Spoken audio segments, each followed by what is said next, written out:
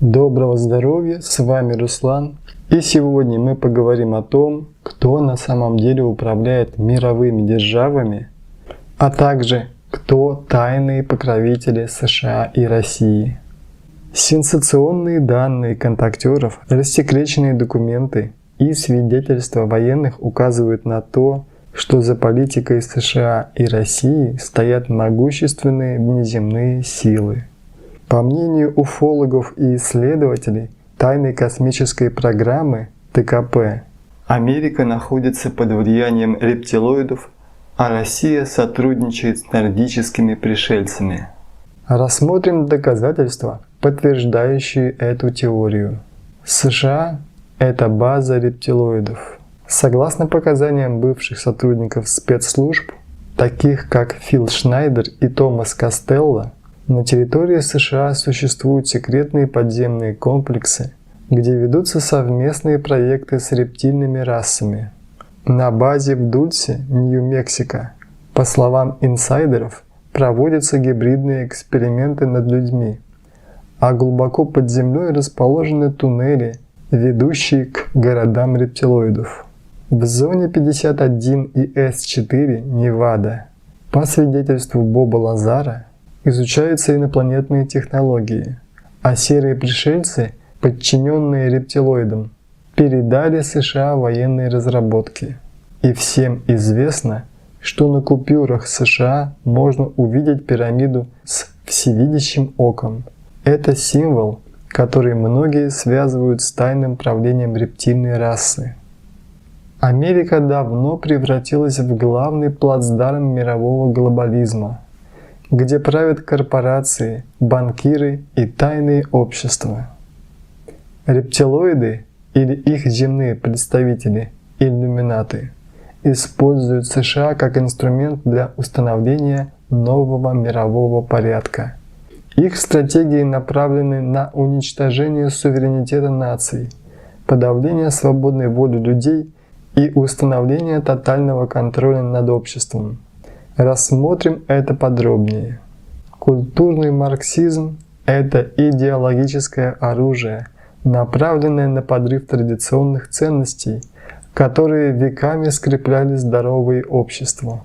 Через СМИ, образование и массовую культуру внедряются деструктивные идеи, такие как разрушение семьи, пропаганда child-free, ювенальная юстиция, подмена понятий брака, ЛГБТ-повестка.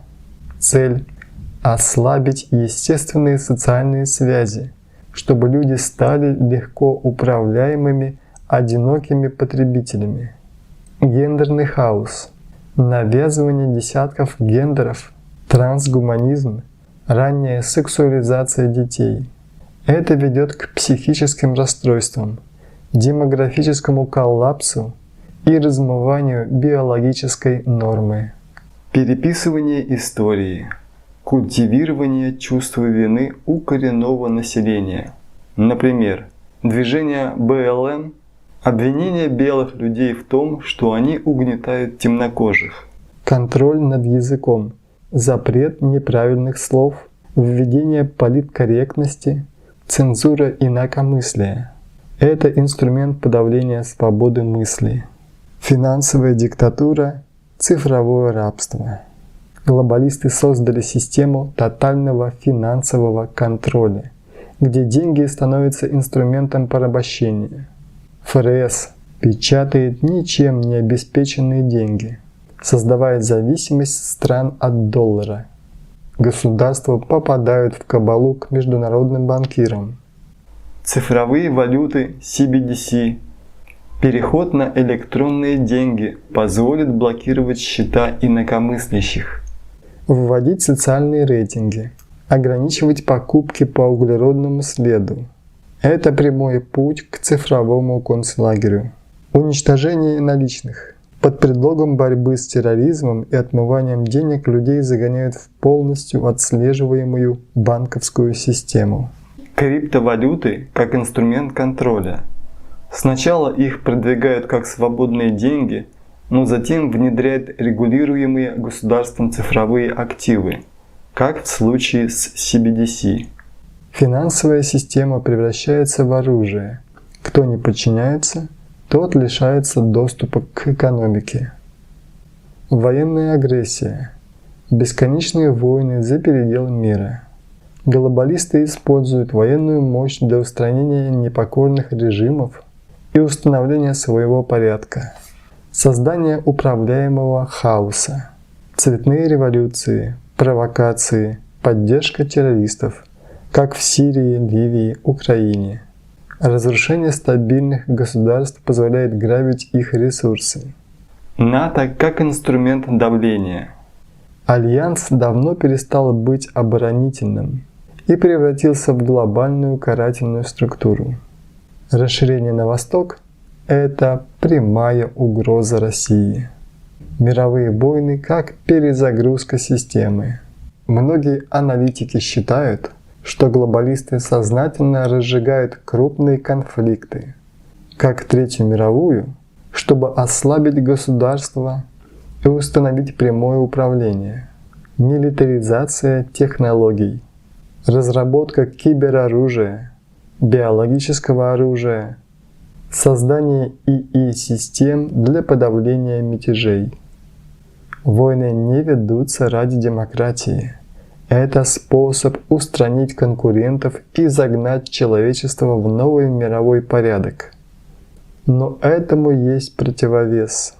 Суверенные государства, такие как Россия, Китай, Иран, и пробуждающееся сознание людей.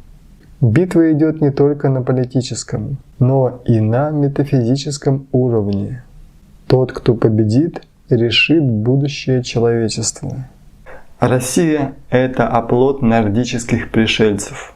Согласно эзотерическим учениям и теориям конспирологов, Россия находится под особым покровительством плеядианцев, высокоразвитой цивилизации из звездного скопления Плеяд, а также внеземной цивилизации Сириуса.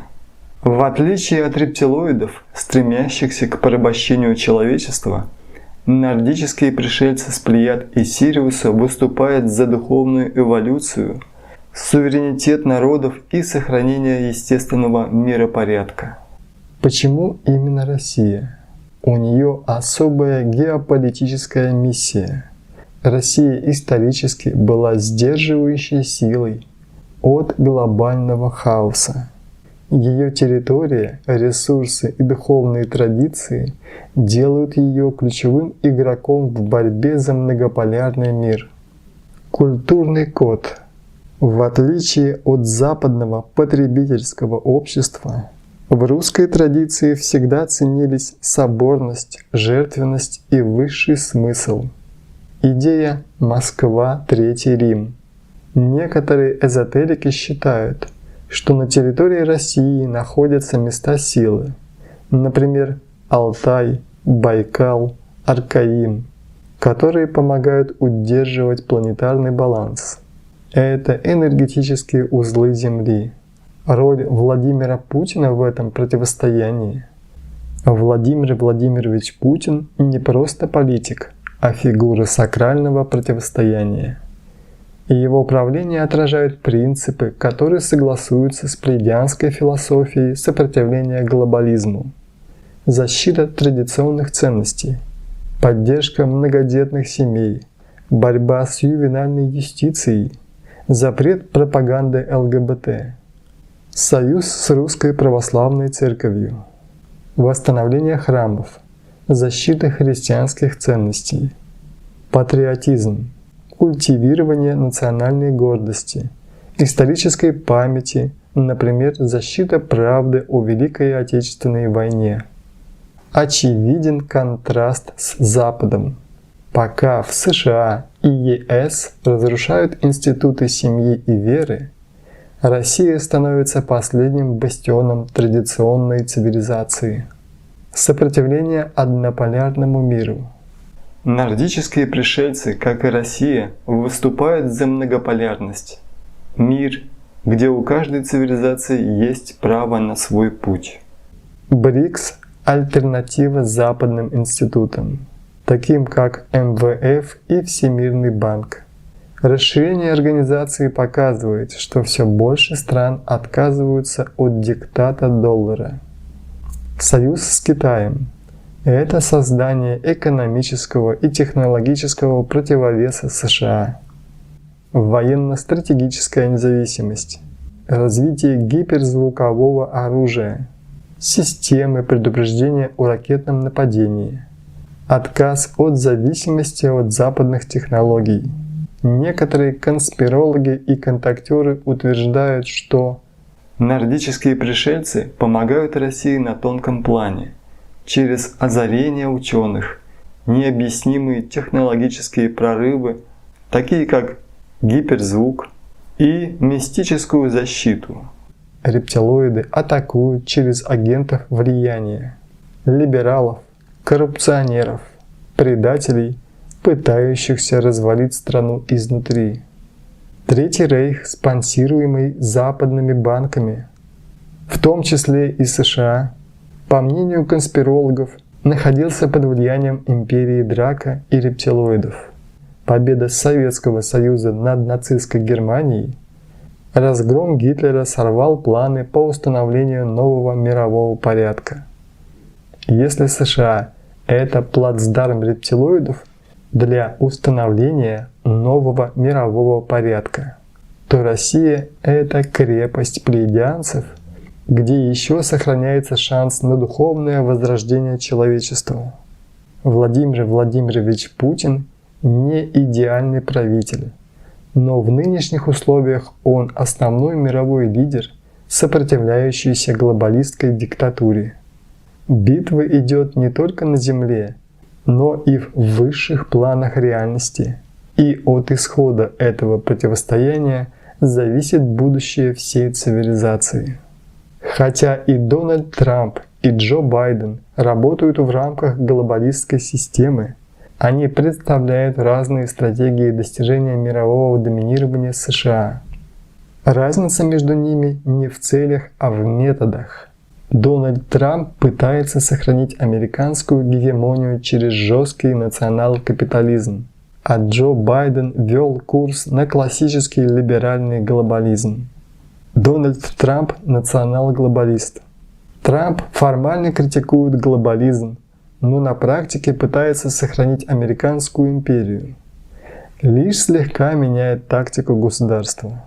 Ключевые черты его политики. Америка прежде всего. Вывод производств из Китая. Санкционная война. Пересмотр НАТО. Борьба с нелегальной миграцией. Стена на границе с Мексикой.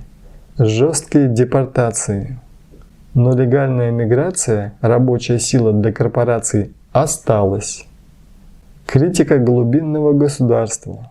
Вражда с неоконами, ЦРУ и частью истеблишмента.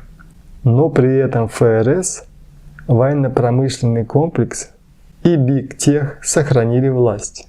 Экономический протекционизм. Торговые войны с Китаем. Но пока никакого краха долларовой системы. ФРС продолжила печатать деньги. Почему Дональд Трамп не сломал систему? Он атаковал отдельные элементы глобализма.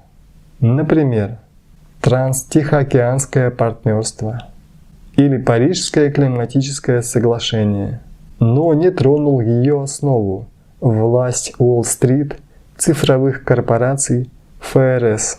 Его риторика популистская, но реальные реформы, например, против бигтех или банков, пока так и не состоялись.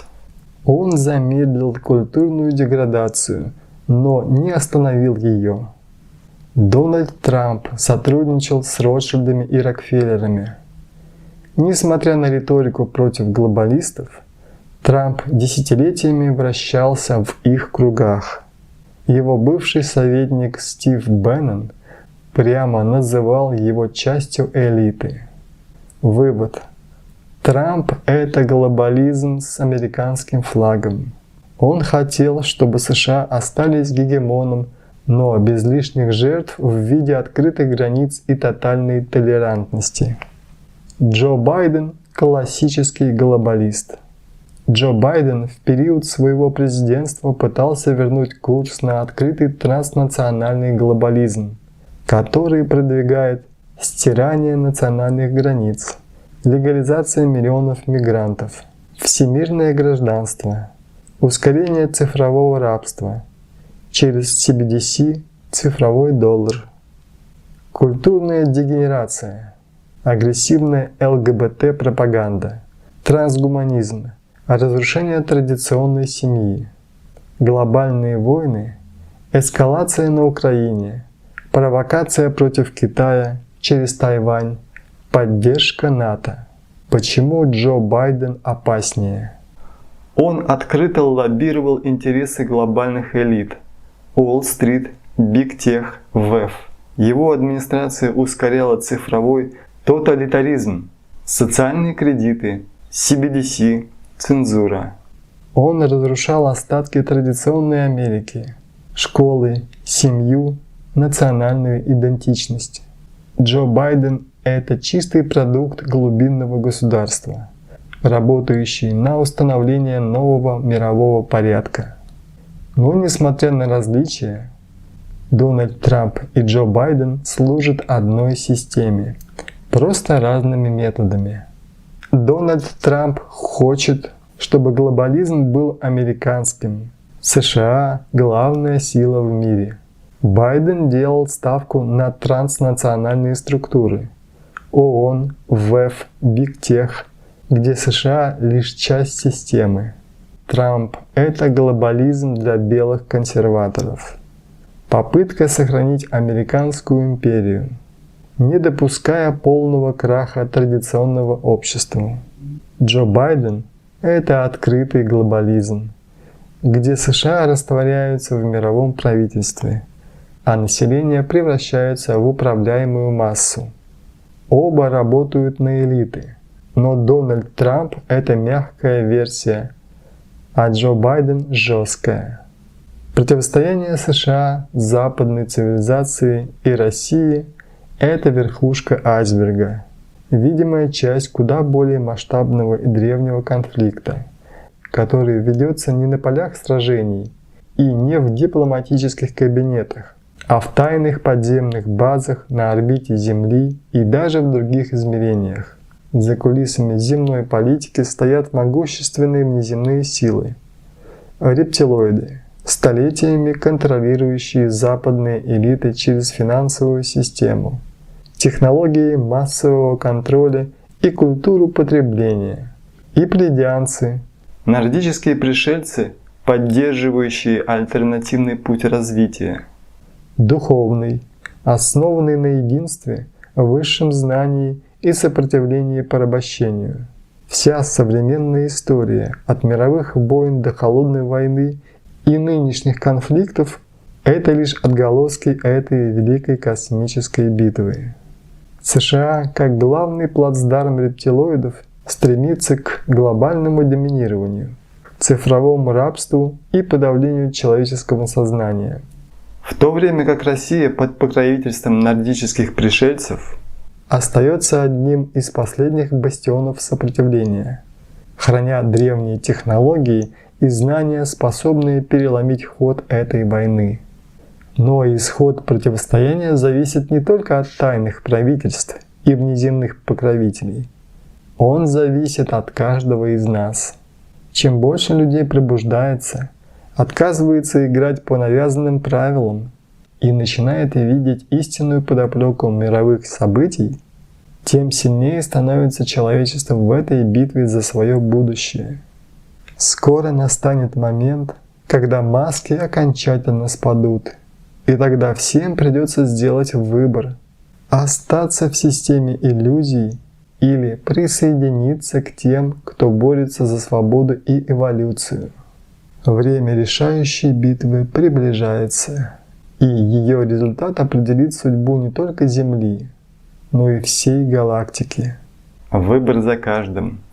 Остаться в рептильной матрице или перейти на новый уровень сознания под покровительством сил света и нордических пришельцев. На этом пока завершаю. И если стоит продолжить делиться подобной информацией, напишите об этом в комментариях под видео. И на этом я с вами прощаюсь, но только до следующих встреч.